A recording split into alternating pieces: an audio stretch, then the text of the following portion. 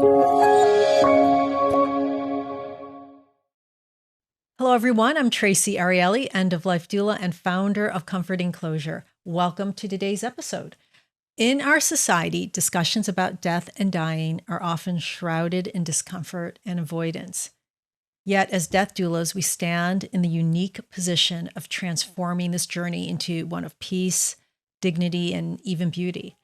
The foundation of our ability to serve lies in our education and preparation, a journey not just of acquiring knowledge, but of profound personal growth. Today, we're going to talk about what makes for a meaningful and comprehensive education in the realm of death doula work. We'll answer your questions about the essential components of a robust training program, the value of practical experience, and how to navigate the path towards this calling with intention and integrity. Joining me is fellow death doula Kacie Gikonyo, better known as Death Doula Kacie. Kacie, welcome and thank you for being here. It's been a long while since we spoke last, and I know that you've been very busy since we last I was talked. going to say, we've both been so busy since the last time we chatted. That is for sure. But thank you for having me. I'm so happy to be here. Yeah, I understand that you just went live with your own death doula school. Tell me about it. I did. Thanks for asking. So I launched Death Doula School on March 22nd. Um, and Death Doula School is a full death doula training program. So for people who are interested in becoming a death doula, or even for death doulas who've already taken a training program but are feeling like they're looking for a little bit more education, it's really appropriate for either or. Um, The goal of Death Doula School is to provide a whole comprehensive and complete curriculum so that when you finish the training program, you feel like you've been given all of the tools you need to succeed. Right now, there's a lot of death doulas out there who have been trained, but aren't really moving forward because they aren't really sure how to. And so this is where I saw the need for a change or for something different. My goal in training death doulas is not only to train you all about how to be a death doula, but also how to open a business and how to be successful running a business as a death doula, but also all of the other things that are going on in the end of life realm. So, being a death doula means working in the death care realm, and death doulas aren't the only piece of the puzzle in the death care realm. There's all of these other things going on from, green burials and different things you can do with cremated remains to psychedelics at the end of life to medical aid in dying, which is different based upon state laws. So there's all of these other things that death doulas need to know in order to really be successful and to fit in the end of life realm. And so that's what my curriculum really entails. It entails a ridiculous amount of education from myself. I'm a seasoned RN. I've worked in the field for over a decade, and I've experienced hundreds and hundreds of deaths. But it also includes education from a lot of other leaders in the end of life realm. So not only will you be getting education from me myself, but you'll be able to absorb education from others in the other leaders in the realm. And it also gives you an incredible amount of resources to learn more. So, if in the module about medical aid in dying, there's a video from me where I teach you everything I know about that. But I also live in a state where medical aid in dying is not legal. So I don't get to hands-on work with it like some other death doulas do. So because of that, that module also includes training from Dr. Bob, who is a doctor in California who actually works with and helps people through the entire medical aid in dying experience. So there's just kind of a ridiculous amount of education and curriculum and all of this stuff so that by the time you finish Death Doula School and you receive your certification of completion, you feel like you know exactly what steps you need to take to move forward and start gaining clients and start being successful. Thank you. Yeah. Don't you have some sort of educational stuff going on too? Yeah, actually, I come from a business background before I decided to become a doula. I spent a number of years in the tech sector, and I decided, or when I started being a doula, I set up my business really quickly because I used everything that I had already known, and I transitioned it over to my doula practice. And other people started to see this, or other doulas, and they asked for my help. And so from that, I found out I really like helping people set up their business. And so I created a doula business course that takes people from the very beginning of their practice. It looks at how they work. It takes into account their strengths, their weaknesses. We review their vision and what they want their guiding principles to be. And it really sets them up for success. It brings them through creating their business entity, if they want to do an LLC, for example, and walks them through step by step how to do this, through marketing, networking. It just is inclusive of everything you need. And by the end of the 6 weeks, you actually have a business that's running, including your website, a marketing plan, so that you really understand what it is to be a business owner and how to run that business successfully. So, That is so important and so needed because I know for myself, I was a nurse prior to becoming a death doula, and being a nurse is more of a mechanical or a technical job. I didn't do much business stuff. I didn't do any marketing. I didn't do any networking. I didn't do any of those things. And because of that, when I finished my training, my training didn't include a lot of information surrounding that. And so I did have to buy into business coaches and business courses and all of these different things in order to figure out all of that stuff. But there's a better way to do it. There's a better way where people like us can really give them all the tools they need to succeed. Something that I think is so important in what you're doing is I worked with business coaches and people in the business realm, but I was looking to market death and dying. And that's something way different than most business coaches and most marketing people are used to, because it's not the same as, helping a realtor market or, a chiropractor. It's much different. And so this is where I see just extreme value in what you're doing, because you not only have that business end of it, but you also understand the death doula side of it. So you're able to really, really help people and guide people in such a way that, they're truly going to be able to be successful. And I love it seems like you are just giving them all of the tools they need to succeed. And I think that is so important, because I think right now a lot of programs are, training death doulas how to be a death doula, but not necessarily training them how to be super successful. And so I just love that. I love what you're doing. And I know that the content is incredibly valuable. And I'm always here to support anyone who's trying to support other death doulas being successful, because there is such a need for us, so I'm really here for that.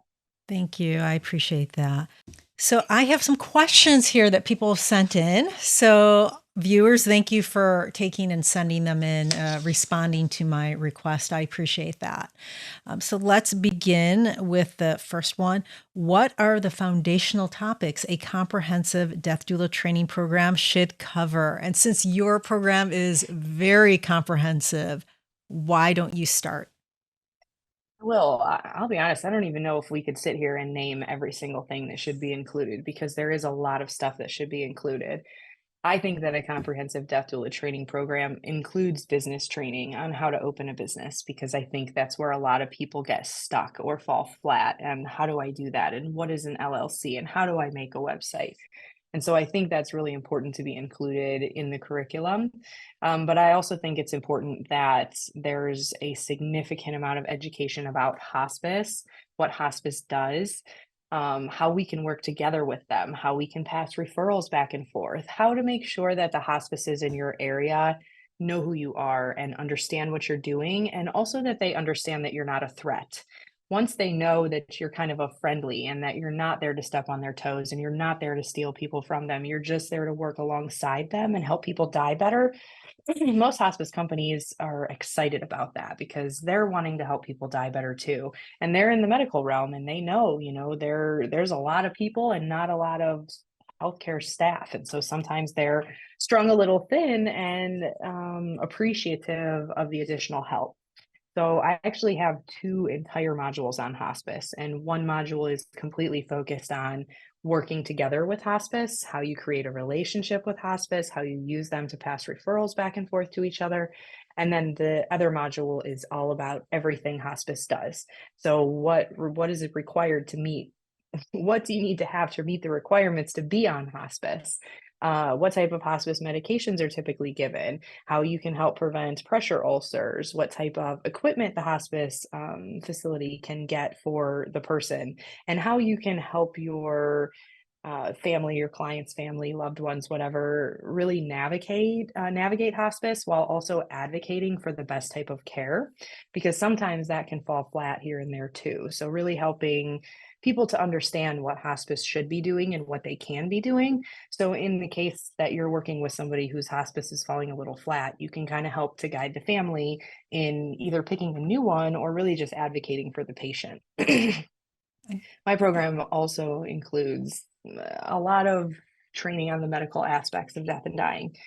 Death doulas are non-medical and they don't do anything medical. And so a lot of death doula training programs don't include a significant amount of medical training. And that's understandable. However, a death doula who does have a foundational understanding of the body as it's shutting down is going to be infinitely more helpful than a death doula who doesn't have that information.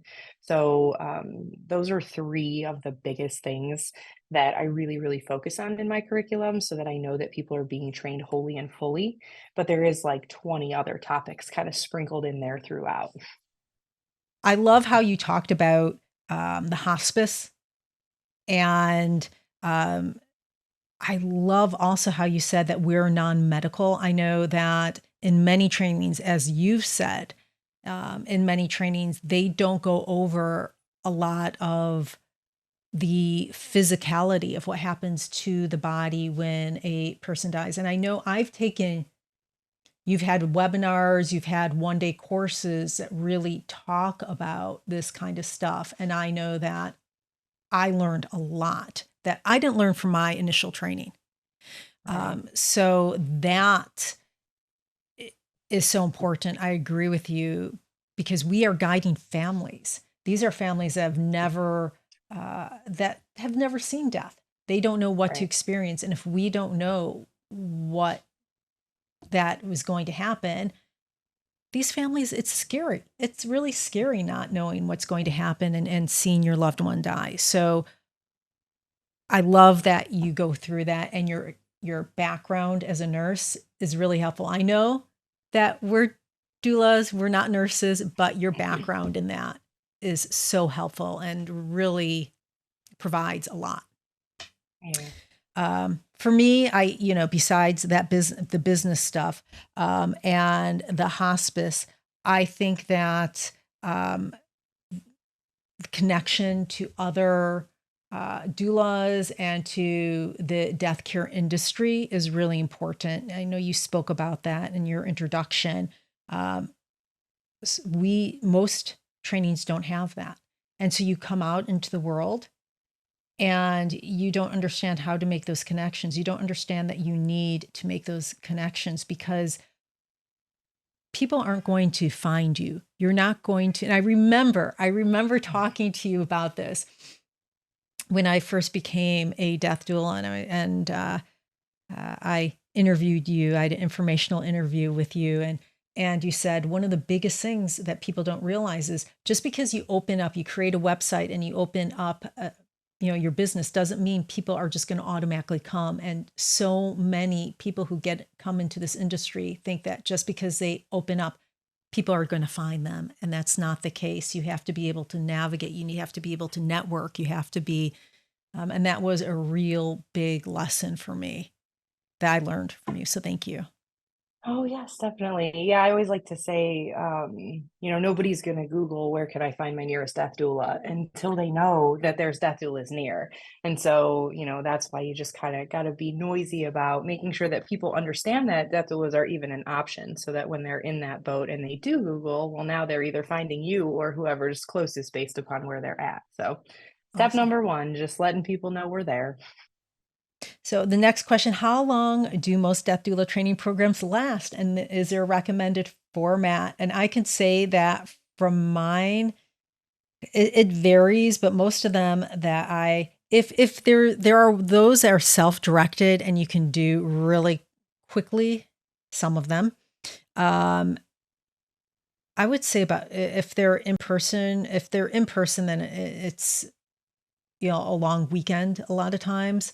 And if they're hybrid, uh, they it varies. I mean, it really, I know that you did a lot of research before you decided on what you wanted. When I researched where I wanted to go to school, there was not something like your school.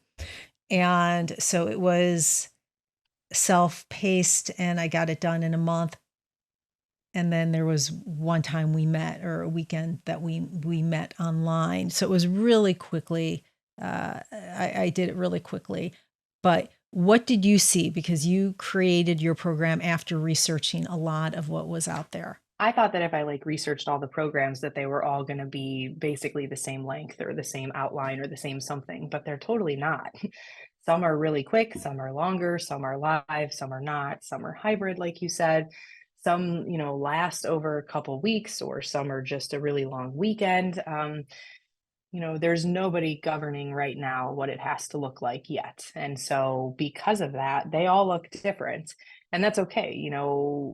We all learn differently too. And so, maybe a really fast paced program is better for somebody, whereas a really long, slower paced program is better for somebody else.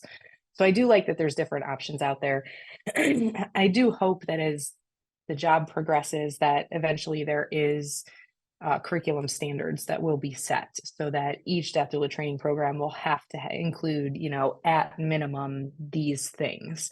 So that way we know that no matter what training program somebody goes through, they've been trained on at least the bare minimum, with whatever else the program is chosen to throw in there on top of it. So I'm hoping that as this continues to go, that we bring a little bit more legitimacy to the training programs by doing that. Yeah. I hope I could bring this up, Kacie, and you don't mind me bringing this up. Um, Kacie and I know each other pretty well. She does have a group that we meet, that we're part of, a collective, which is really wonderful. You just talked about standards, and I know that you are very active in trying to create the standards also. Do you mind talking about that? Is that okay to talk about? Yeah, we can talk about it for sure. So, I'm a nurse, right? So I came from the world of nursing, and the board of nursing rules nursing, right? They give best practices and ethical standards and curriculum standards and all of these different things. So, in order for anybody to be a nurse, there's a certain amount of curriculum that they have to have completed in order to actually graduate and take the test and be a nurse.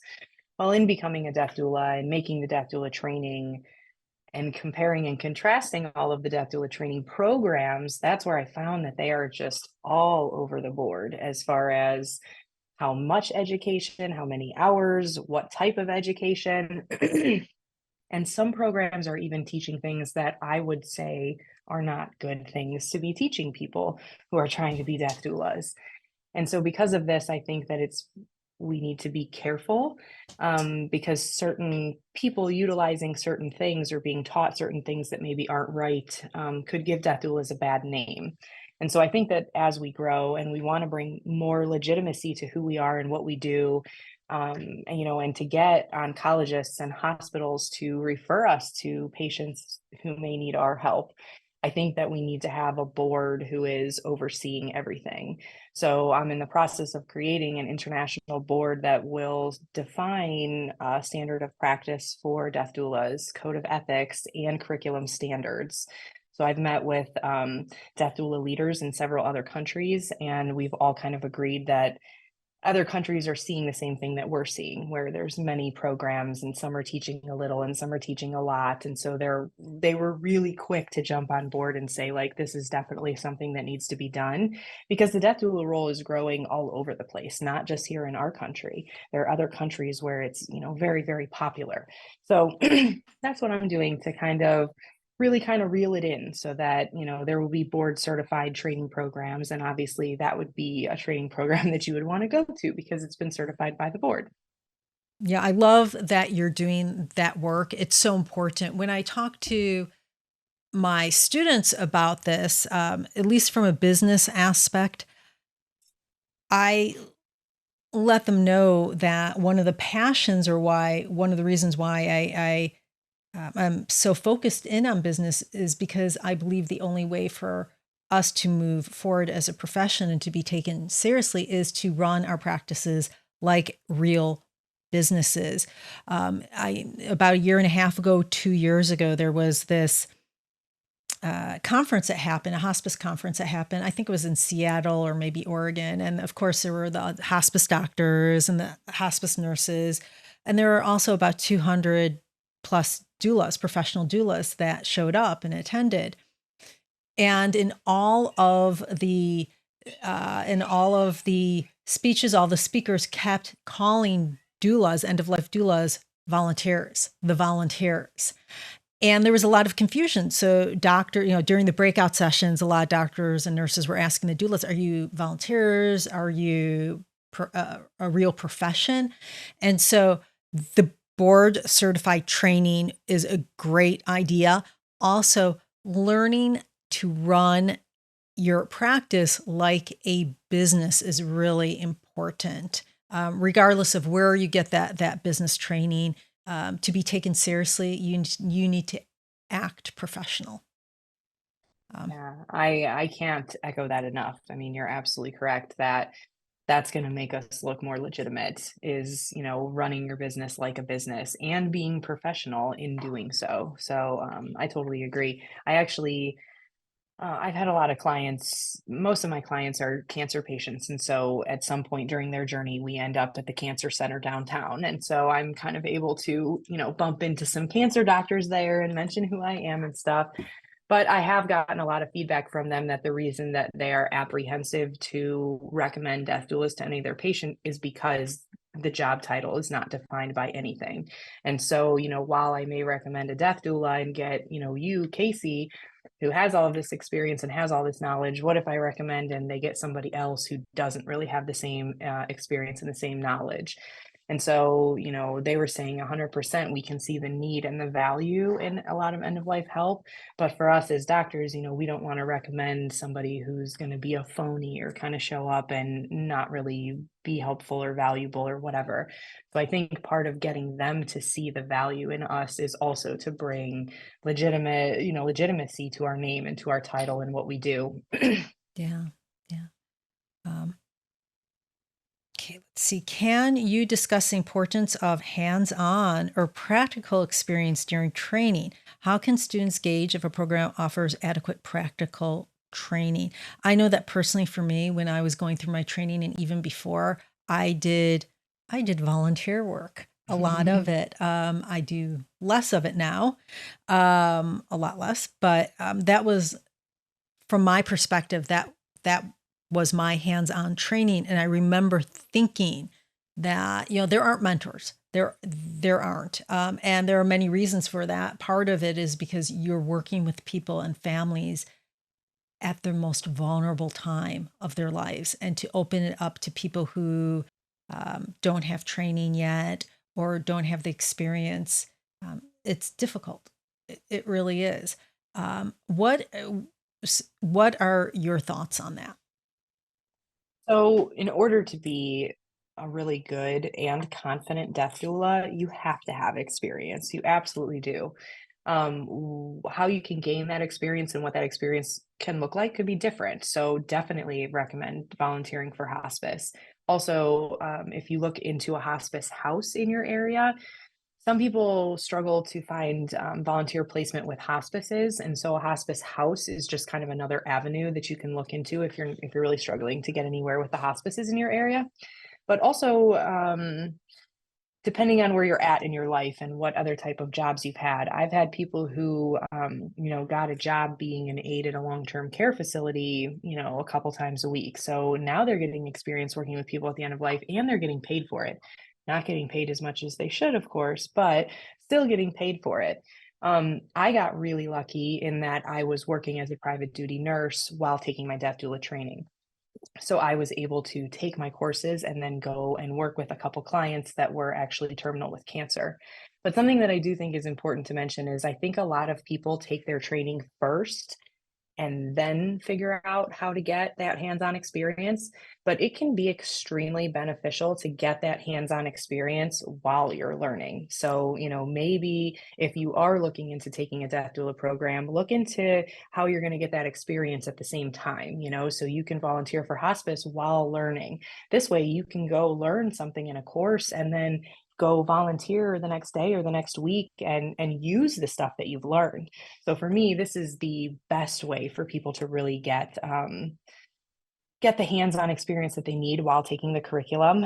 As you mentioned, there's not a mentorship program right now, and you're absolutely right. I've had so many people ask me if I will mentor them and bring them with me, and I've never even had the whatever it takes to ask a client if I can do that, because it just feels so uncomfortable, right? Like, they've let you into this intimate moment in their life and they've accepted you as somebody that they trust wholly and fully. And you're dealing with these beautiful, tender, and intimate moments. And to be like, hey, can I have somebody come watch me do that? It does feel a little uncomfortable. I am working to try to develop mentorship, hands-on practicum experiences for death doulas. So I will start locally in my area first, and if it works, I will try to spread this out otherwise. But where doulas like myself and you can actually do some mentorship work with people, but while working through hospice, so that we're able to kind of get them the experience they need and get them to understand everything that hospice does, or to have them, kind of follow us to a hospice house where we're able to experience a certain amount of people. Um, I know a lot of training programs want you to have experienced a certain amount of deaths, and people struggle to do that because being there for the moment of somebody's death is really hard. You can't at all predict, when someone's going to take their last breath. And so for me, I think it is absolutely important for people to have, hands-on experience with a certain amount of dying people. But I think it's important to have experience with people at the various stages of dying, because it's not just one easy peasy road. There's all of these different things that can arise at all of the different stages.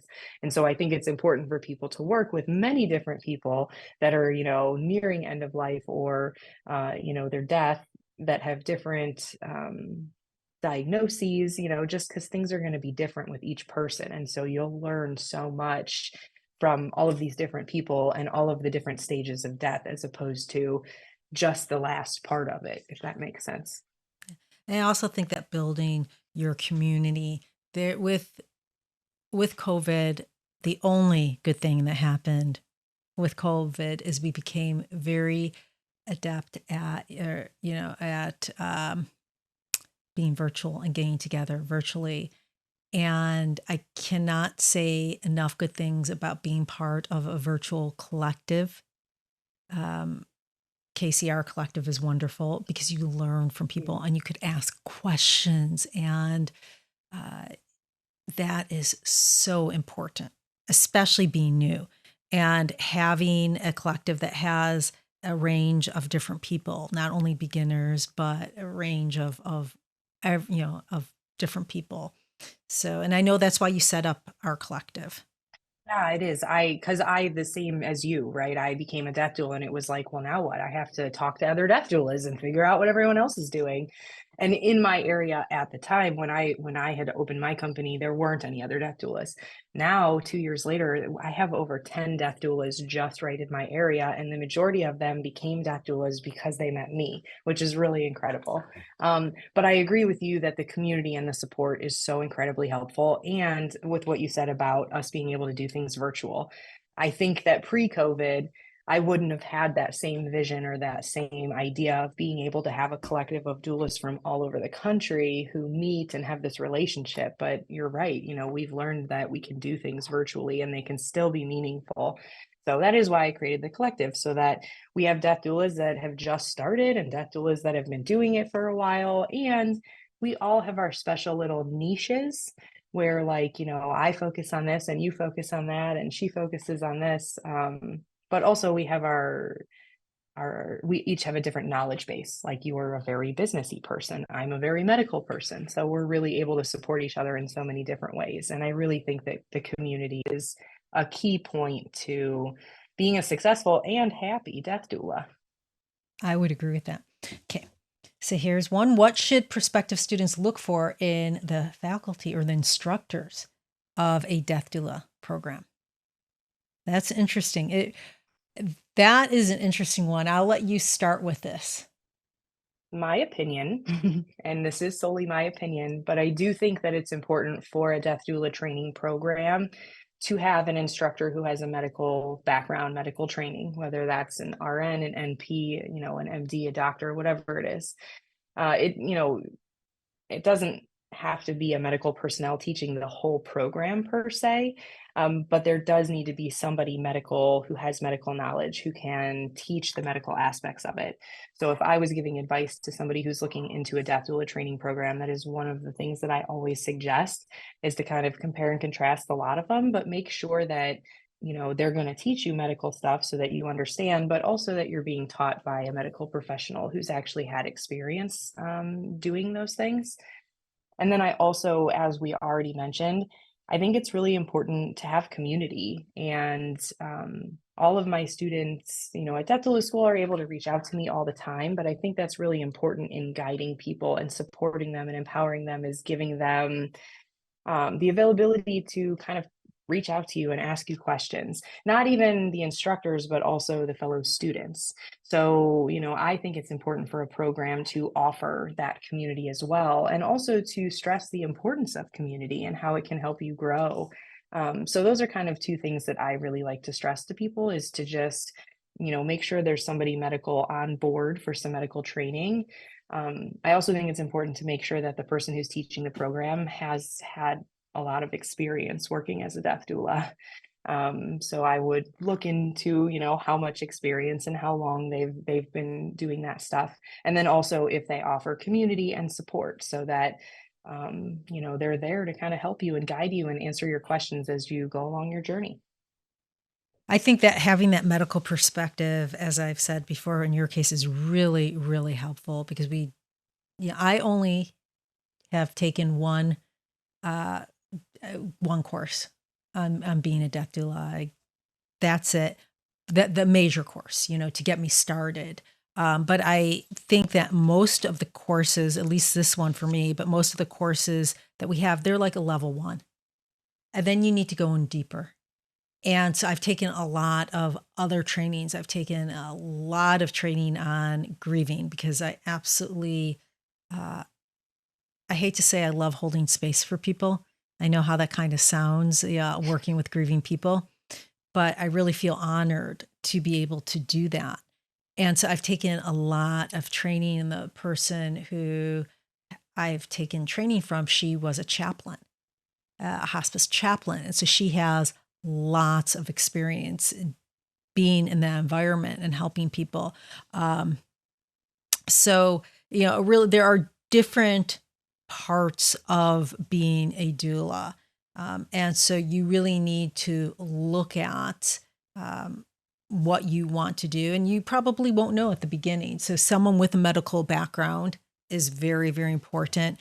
And someone who has a lot of experience, of course, is very important. That being said, know that you are going to want to take more courses, even after you take a fantastic course like Kacie has, which is really large and really has a lot of information.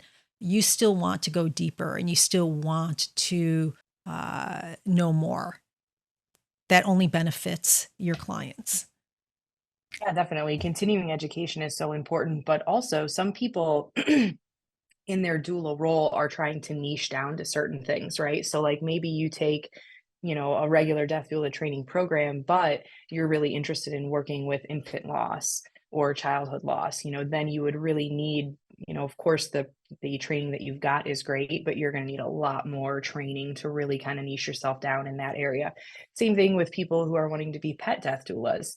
Most of the death doula training programs will give you, a roundabout information about that. But if that's what you're really passionate about, you're going to need to dig deeper and learn more about that. So you're totally right. I mean, and once people take the courses, they usually find out like this is just so much. There's so much to learn, like what can I learn next? So I feel like almost all doulas kind of do that. We take a program and then we search and search and search to try to find more or some other stuff to learn and absorb to make us, smarter in the realm, if you will.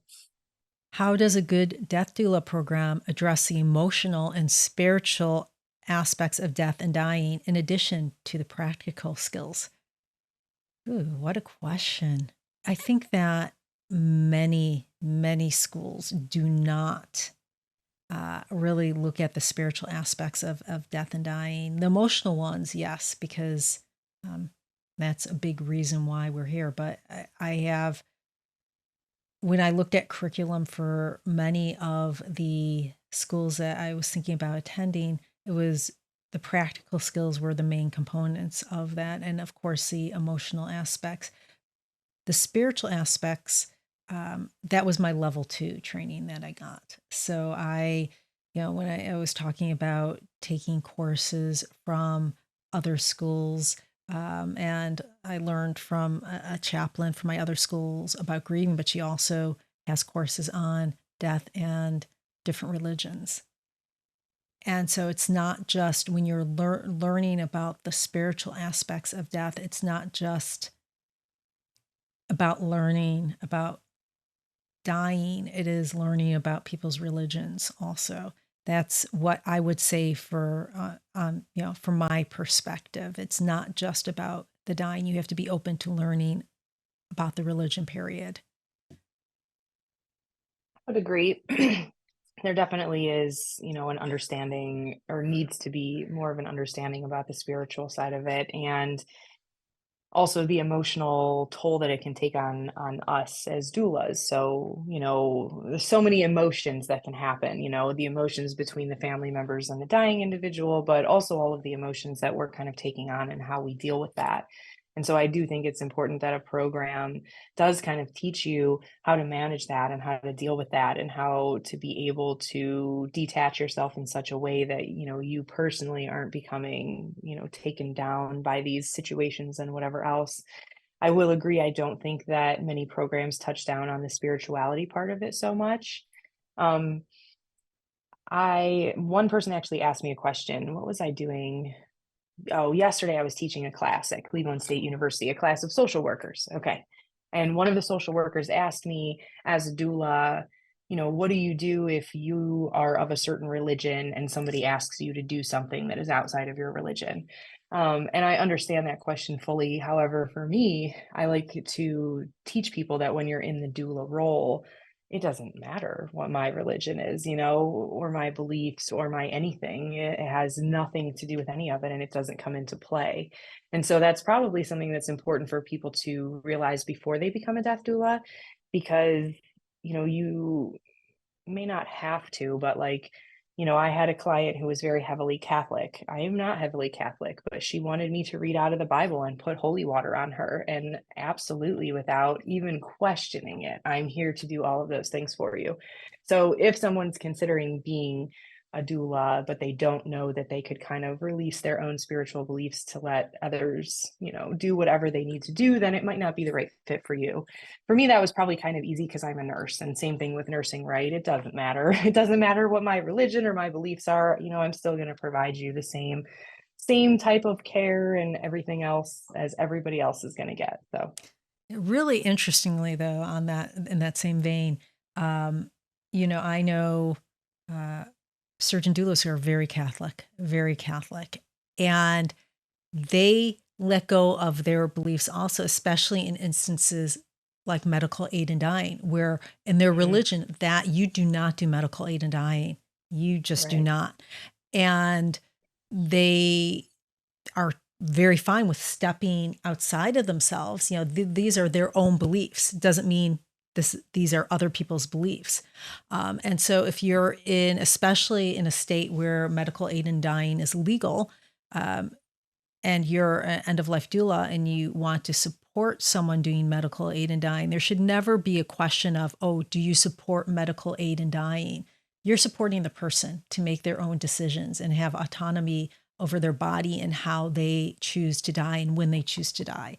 So, that the spiritual aspect of it, I think you were right on key with saying This is about being able to let go versus holding on to your own religion.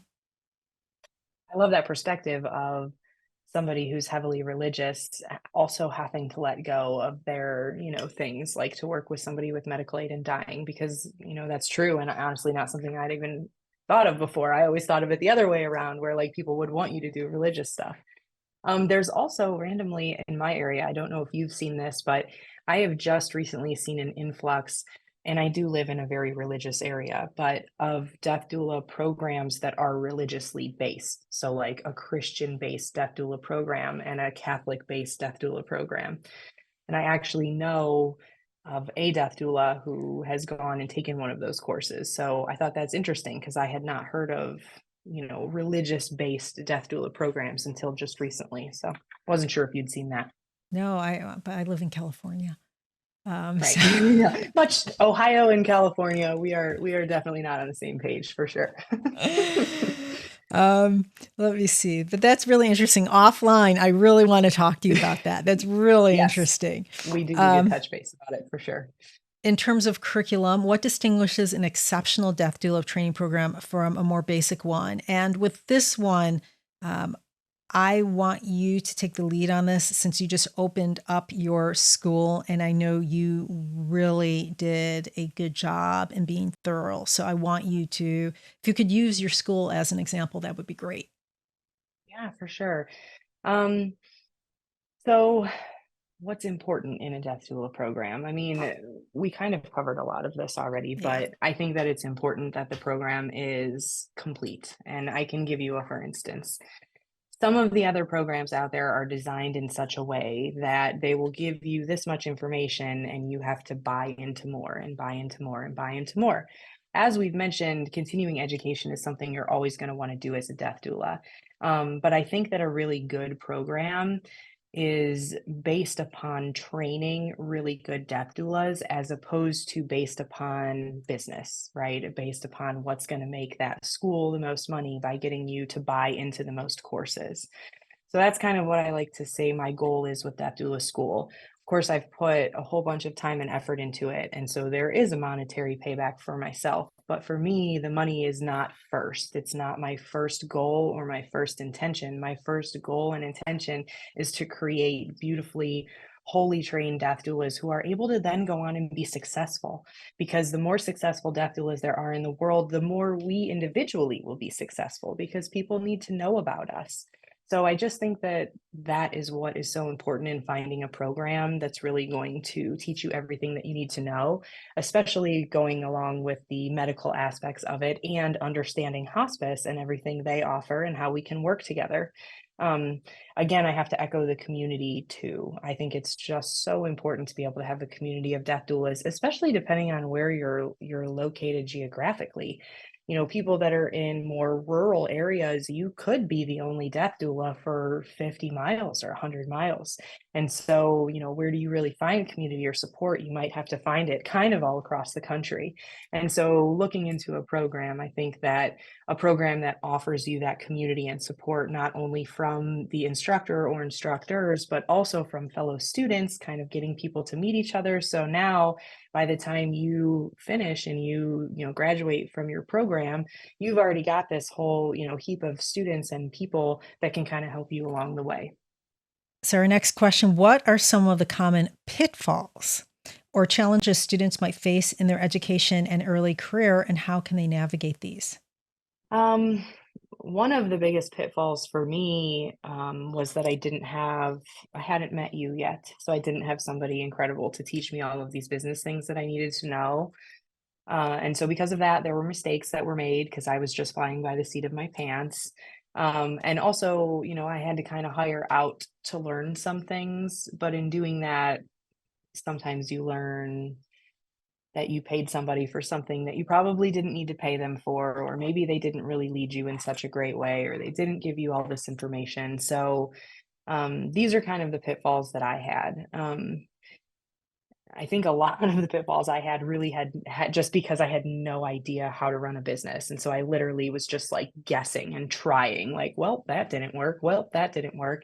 Even with choosing the name of my company, I have just picked something, but it was so long and it didn't really add up and it didn't really make sense. And it was hard to put on marketing things, but for me, I didn't have any of that knowledge. So I couldn't even picture that stuff, beforehand. So that was a really big pitfall for me, was not knowing anything business related. I think a lot of other doulas face trouble finding the hands-on experience. That's a lot of feedback that I hear, is that they're eager to get moving and they're eager to get started, but they've maybe only experienced one death, and so they maybe don't feel so confident yet to really get moving. So those are kind of the two biggest things I would mention. Yeah, I think the biggest thing that I would say as far as a challenge would be it's okay not to be perfect and to realize that that's just not going to happen. At the beginning of anything, the first time you do anything, you're not going to be good at it, but you have to do it for the first time before getting to the 100th time. And that sense of needing to be perfect or really good causes so much analysis paralysis.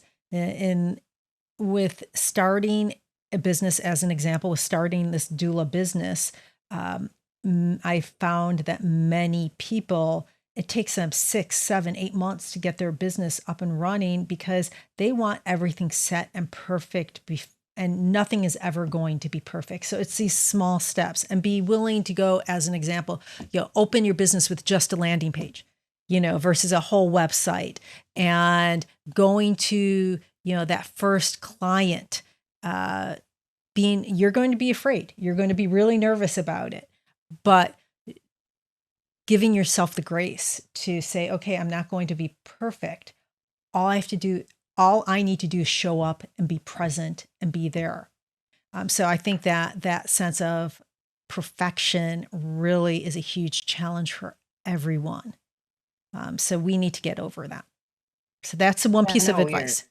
What? yeah, you're 100% right on that. And it actually makes me think of something, because I was talking to a person who is a business coach, but I wasn't talking to her because of that. We had just bumped into each other, but she was kind of saying that as a business coach, she advises people of exactly what you said. Like, when you start your business, we don't have to have your branding and your logo and your website. Like, we don't have to have all of those things created before you start your business, because chances are those things are going to change along the way.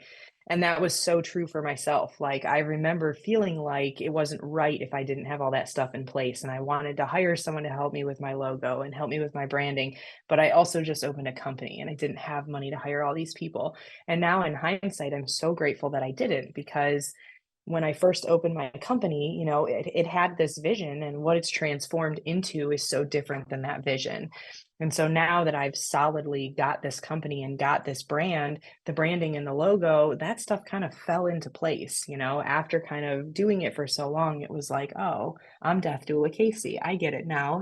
Like, it just took a little bit of time to figure out. And so a lot of times people can even, maybe you do have the funds to invest in a brand strategist right at the beginning or whatever. It could end up being a waste of money, right? Because maybe your brand that you're kind of creating at the get-go is not really what you're going to want to do at the end, because you really have to get in there and get your hands dirty and experience it and learn stuff, and learn what works and learn what doesn't and learn what you like and what you don't and all of that. So I think that's really great advice. Yeah.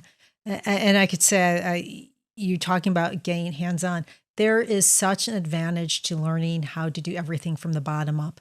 Learning to be in the mail room. You hear about these CEOs of these large companies who started at in the mail room and then they know the whole entire company. Having this experience of creating your social media, of doing that stuff, and going through the doula training and learning everything there is to learn about all aspects of being a doula. Because I know that where I am today, of what I thought I would, thought that I'd love parts of being a doula, I actually found I love doing other parts. I would have never thought I loved doing grief work so much, or I love doing the advanced directive work so much and having those really hard conversations with family members and people. I would have never even thought about that. But learning, I having, totally, yeah, yeah, I totally agree. a lot of my nursing career, I worked with geriatrics. And so initially, I envisioned that I would be working with people at the end of life, age wise, who are aging out of this world. Um, but the universe had different plans for me. And the people that found me were not people that were aging out of this world, but people that were much younger who'd received terminal diagnoses. Mhm. And so it was kind of like the universe was like, this is where I need you to shine. And so those were the people who found me, and those were the people I started working with. And that's where I found this is where I shine, and I was able to kind of find my confidence in that because I always say I have managerial blood or that I'm bossy, but I'm really great at managing situations. And, somebody being terminal at, a younger age is a whole situation, and there's children and spouses and all of these things involved. And that's where I really shine, is being able to kind of help everybody through that.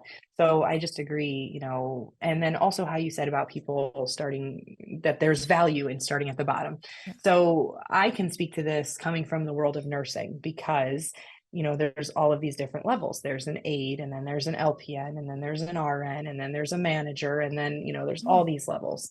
And all of the best directors, director of nursings, or people who run facilities are nurses who've done all of that stuff underneath them too, because they have a complete understanding of what all of those jobs mean. And so there is so much value in kind of starting from the bottom and learning everything as you grow. I agree with that entirely. Right. So I hear three things. One, be open to whatever the universe provides you. Um, don't feel you have to be perfect, and make sure you understand all aspects of being a doula and having your business. Get your hands dirty everywhere. Yeah, absolutely. And then see what feels best for you or feels right for you or whatever the universe pushes you towards in my case. So I know that we are almost out of time. I'm just going to go do a really quick read to see if there's one or two others that we have not answered. Um, I'll ask you if you think that we have answered this one sufficiently. Looking forward, how do you see the education of death doulas evolving to meet the changing dynamics of care at the end of life? I know we spoke about having a cert prod, having everyone learning similar things, having a certification process that is recognized. But what else do we see? Um, Maybe partnering a bit more with the the people that you'd actually be working with.